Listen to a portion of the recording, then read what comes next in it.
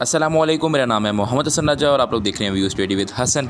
आज हम बात करने जा रहे हैं CS202 की मिड टर्म प्रिपरेशन के बारे में। जितने भी मेन कंसेप्ट्स को डिस्कस करने वाले हैं इस वीडियो के अंदर, तो वीडियो को पूरा एंड तक देखें। तो let's move toward the video series में। तो फर्स्ट ऑफ ऑल हमारे पास पहला लेक्चर है जो कि है फ्रंट एंड लैंग्वेज के बारे में। तो फ्रंट एंड लैंग्वेजेस कौन कौन सी होती हैं? HTML, CSS and Java. HTML stands for hyper text markup language, CSS stand for cascading style sheets and Java script JS से स्टैंड करती है जावा स्क्रिप्ट। ये तीन लैंग्वेजेस हैं जो आपकी फ्रंट एंड डेवलपमेंट में यूज़ होती हैं। अब इनका काम क्या होता है, हम इस चीज़ को डिस्कस करेंगे। HTML बेसिकली डिस्प्ले में यूज़ होती है, यानी स्ट्रक्चर को डिफाइन करती है कि आपका जो प्रॉपरली एक वेब पेज का स्ट्रक्चर होता है जो बाहर से आपको दिख रहा होता है और डिस्प्ले होता है, उसको आप HTML से डिज़ाइन करते हो। देन CSS आता है स्टाइलिंग में और डिज़ाइनिंग में, यानी कि मैंने कोई चीज़ लिख दी है, उसको मैं कैसे स्टाइल करना चाहता हूँ, मैं उसका फॉन्ट चेंज करना चाहता हूँ, उसका कलर चेंज करना चाहता हूँ, उसका बैकग्राउंड कलर चेंज करना चाहता हूँ, उसमें ग्राफिक्स ऐड करना चाहता हूँ, that is use by CSS के। CSS उसको स्टाइल करता है। Then thirdly and lastly we have JavaScript. आपने देखा होगा किसी भी साइट पे कोई बटन्स एग्जिस्ट कर रहे होते हैं जिनको आप क्लिक करते हैं तो वो एक फंक्शन परफॉर्म करते हैं। तो ये चीज़ें जो इंटरेक्शन वाली होती हैं, यूज़र इंटरेक्शन वाली, इसको हम कहते हैं जावास्क्रिप्ट, जो जावास्क्रिप्ट बैक एंड पे काम करती है।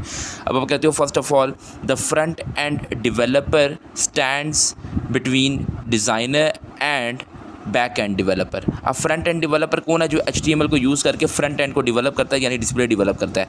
देन डिज़ाइनर कौन है? जो CSS यूज़ करता है और स्टाइलिंग करता है। बैक एंड डेवलपर कौन करता है? जो यूज़र इंटरेक्शंस वगैरह को कॉपी करता है, यूज़ करता है जावास्क्रिप्ट यूज़ करके। तो ये तीन चीज़ें हैं कि फ्रंट एंड डेवलपर जो है वो दरमियान में आता है किसके? डिज़ाइनर के और बैक एंड डेवलपर के। उसके बाद यानी उनके दरमियान में एक ब्रिज के तौर पर एक्ट करता है। देन आप कहते हैं कि यार उसका काम क्या है फ्रंट एंड डेवलपर का? Make sure that the content is presented as desired, कि जैसे आप चाह रहे हैं वैसे ही कंटेंट आपका डिस्प्ले हो रहा है। All user interactions are handled, और जितने भी यूज़र इंट्रैक्शंस, जितने भी बटन्स हैं वो तमाम प्रॉपरली वर्क कर रहे हैं, ये उसका काम है देखना। देन HTML का मैंने बता दिया कि एक्रोनिम क्या है उसका, मैंने ऊपर भी आपको बता दिया। CSS का कास्केडिंग स्टाइल शीट है, एंड देन JS का जावास्क्रिप्ट, और आगे स्ट्रक्चर वगैरह तो हम ऊपर डिस्कस कर चुके हैं। देन लेक्चर नंबर 1 में आपके पास मज़ीद ये है, आपके पास आ जाते हैं मुख्तलिफ और लैंग्वेजेस। एक है एजेक्स। एजेक्स क्या करती है? It helps us that when we want to communicate with server without reloading our web page, तो हम क्या यूज़ करते हैं? एजेक्स। Then jQuery। jQuery क्या है? A step easier towards the time taking processes. Basically जब कुछ प्रोसेसेस होते हैं जो JS में यानी जावास्क्रिप्ट में टाइम लेते हैं, तो उसके लिए jQuery एक एडवांसमेंट है। उसमें जो बड़े बड़े टास्क हैं जो जावास्क्रिप्ट में टाइम लेते हैं वो उसमें आसानी से परफॉर्म हो जाते हैं। Then we have XML। XML क्या है? आपके पास एक एक्सटेंस स्ट्रक्चर है जो कि स्टोर करता है डाटा को इन स्टैक्स, लेकिन छोटे डाटा को। और उसके बाद JSON है। इसमें बेसिकली आपने ये सारी लैंग्वेजेस वगैरह अभी तो मेरे ख्याल से आप डिस्कस नहीं करेंगे। मेनली जो आपके मिड टर्म्स हैं वो हैं ये आपकी जो HTML है, CSS और जावास्क्रिप्ट की बेसिक्स तक। तो first of all lecture number 2 की तरफ हम चलते हैं। लेक्चर नंबर 2 में वो बात कर रहे हैं URL यानी यूनिफॉर्म रिसोर्स लोकेटर की। तो URL का सबको पता ही होगा क्योंकि सारे ही फ़ोन या गूगल इस्तेमाल करते हैं ऐप, इवन फ़ोन इन लैपटॉप में।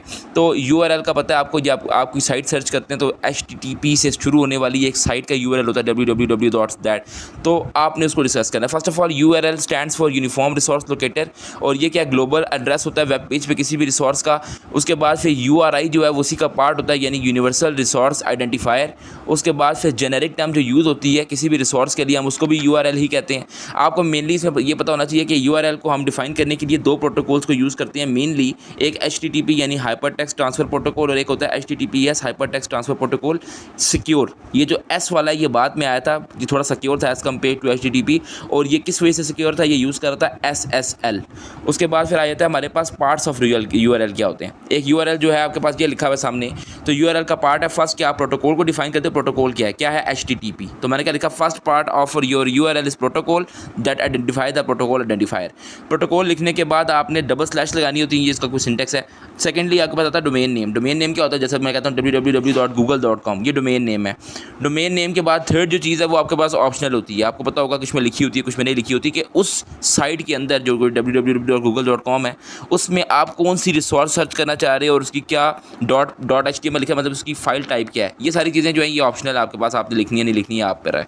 अच्छा, लेक्चर नंबर 2 में हम आगे चलते हैं तो हमारे पास आता है डायनामिक URL। तो कोई भी URL जिसका डायनामिक वेब पेज होगा वो हम कहते हैं डायनामिक URL कहलाता है। डायनामिक URL में ये तमाम कैरेक्टर यूज़ होते हैं, question mark and percent sign etcetera. मैं कैसे बताता हूँ आपको, सीधा एग्जाम्पल पर आते हैं। आपके पास सारा वही प्रोटोकॉल आप लिखते हो, बस एंड पे आके यहाँ पर आपने HTML ख़त्म कर दिया था, यहाँ पर आप क्या करोगे, क्वेश्चन मार्क लगाओगे, उसके आगे लिख दोगे, कोई भी एक चीज़ को डिक्लेयर कर दोगे, तो ये आपके पास डायनामिक URL कहला जाता है। इतना इंपॉर्टेंट वैसे नहीं है। आप आ जाते हो URL एनकोडिंग पे कि हम URL को इनकोड भी कर सकते हैं with the help of special characters. जैसे कि अगर मैं स्पेस देता हूँ हमारे पास HTML में, तो HTML स्पेस को कंसिडर नहीं करता, तो इसकी जगह आप लिखते हो $20, तो जिसकी वजह से वो उसके जो स्पेस है उसको प्रिंट कर देता है। This is URL encoding.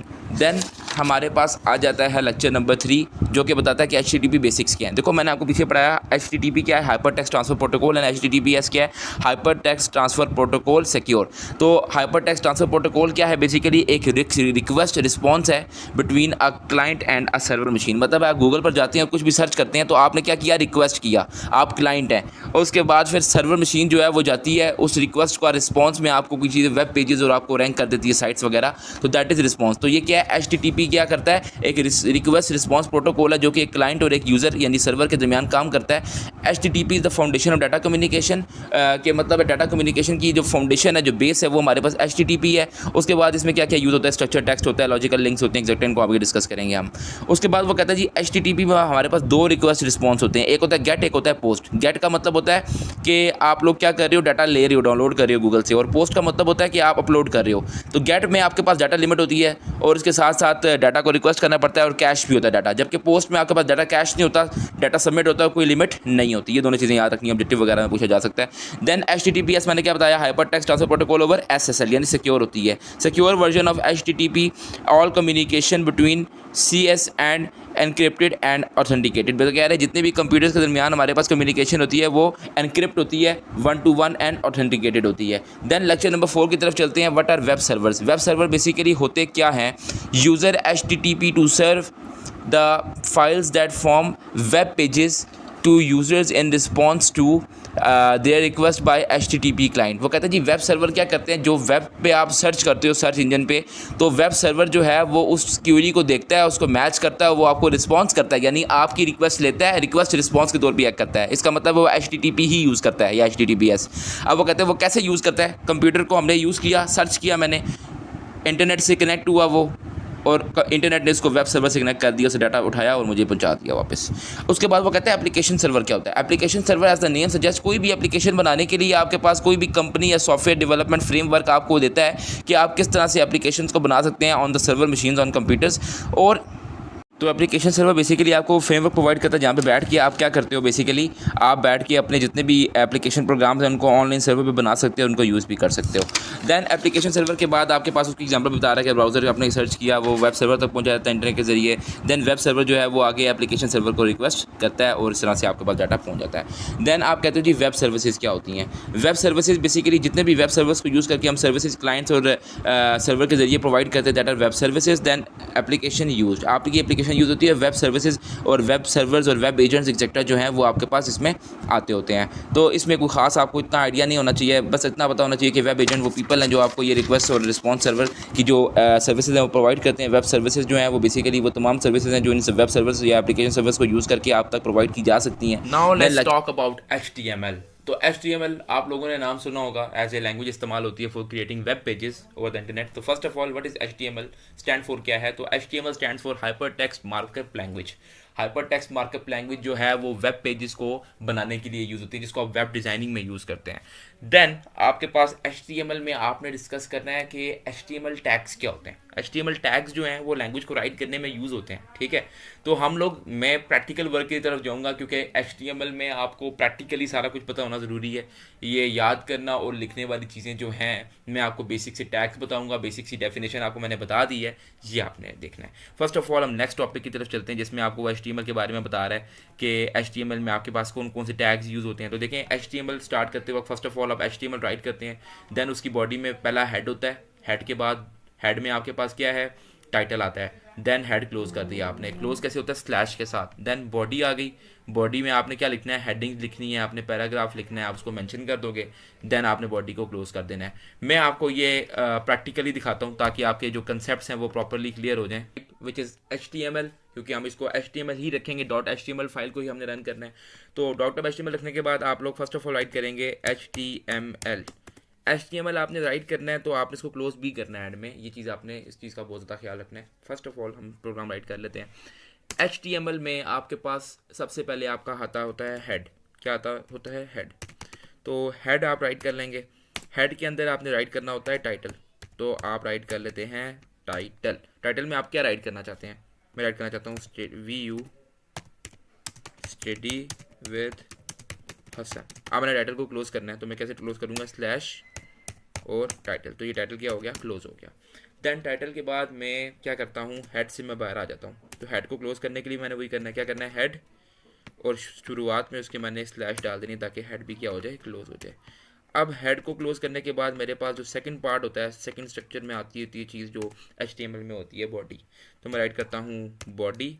अब बॉडी के अंदर मैं पैराग्राफ्स और हेडिंग्स को राइट कर लेता हूँ। हेडिंग्स के लिए मैं यूज़ करता हूँ H। तो H किसके लिए यूज़ होता है? हेडिंग के लिए। तो आप याद कर लेते हैं H1 के, पहली हेडिंग ये है, देन 2 फिर 3 अगर मल्टीपल हेडिंग्स हैं। तो H1 क्या है? दिस इज़ हेडिंग, ताकि आप लोगों को आइडिया हो जाए कि हेडिंग के लिए यूज़ हो रहा है। हेडिंग 1, ठीक है। देन H1 के साथ आप लिख सकते हैं पैराग्राफ। तो आप राइट करते हैं कि हमने राइट करना है एक पैराग्राफ। अब आपने एक बात जो है वो याद रखनी है कि H1 आपने राइट किया तो आपने H1 को क्लोज भी कर देना है। देन आपने पैराग्राफ राइट करना है। पैराग्राफ में आप क्या लिखना चाहते हैं? Hello guys, I am Hasan. Okay. Then ये किसके लिए राइट होता है? Writing para. Then para write करने के बाद आपके पास जो नेक्स्ट चीज़ है, आप इसको क्लोज कर लेना है। पैरा को स्लैश के साथ क्लोज कर लिया। अब पैरा को क्लोज करने के बाद नेक्स्ट चीज़ जो है वो बॉडी के बाद आपने क्या करना है? HTML को क्लोज करना है, क्योंकि आपका प्रोग्राम कंप्लीट हो गया। आपने कहा जी मैंने HTML को क्या करना है?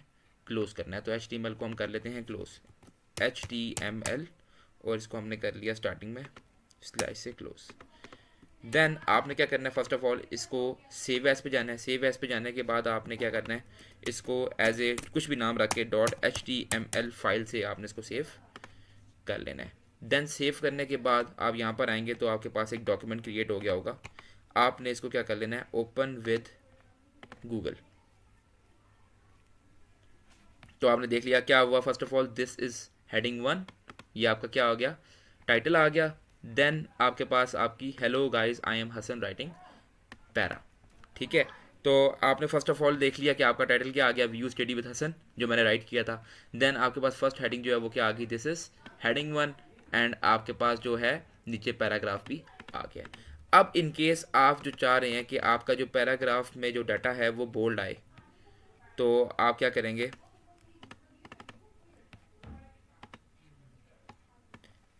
अब हम मल्टीपल और टैग्स भी यूज़ करते होते हैं HTML में, हम उनको भी डिस्कस कर लेते हैं। कौन कौन से टैग्स हैं जो आप और यूज़ कर सकते हैं इसमें। होप सो आप लोगों को अभी तक जितना भी HTML लैंग्वेज से रिलेटेड टैग्स थे, जितने भी प्रोसीजर्स थे, वो आप लोगों को बेसिकली समझ आ चुके होंगे। हम मूव करते हैं टूवर्ड्स सर्टेन वो टैग्स। तो आप यहाँ पे यूज़ कर सकते हैं बोल्ड करने के लिए टेक्स्ट बी के आगे आप जो भी राइट करेंगे, जैसे मैं कहता हूँ channel name study with Hasan, ये क्या कर देगा? उसको बोल्ड कर देगा। देन बोल्ड नहीं, मैं चाहता हूँ अंडरलाइन कर दे, तो आप यूज़ करेंगे यू से आप क्या करेंगे? Underline text. क्या करता है? एक आपके पास करता है बी जो है वो करता है बोल्ड टेक्स्ट, और यू क्या करता है? Underline text. बी को आपने क्लोज करना तो कैसे करेंगे? स्लैश बी, और आपने यू को भी क्लोज करना है, कैसे करेंगे? Slash U. तो B for bold and U for underline. हम ये भी कर लेते हैं सेव करके चेक। तो हम इसको फर्स्ट ऑफ ऑल सेव कर लेते हैं। सेव करने के बाद इसको आपने क्या कर लेना है? ओपन कर लेना है। ओपन विद में जाने के बाद गूगल क्रोम। तो आप देख सकते हैं आपके पास बोल्ड टेक्स्ट भी आ गया, बोल्ड हुआ हुआ टेक्स्ट, और अंडरलाइन टेक्स्ट भी आ गया। तो this is how you create a web page using HTML, and you can use different tags, different headings, you can use multiple headings, multiple paragraphs, you can bold text, you can underline text, you can change your title, so on. There are multiple things that you can perform using HTML.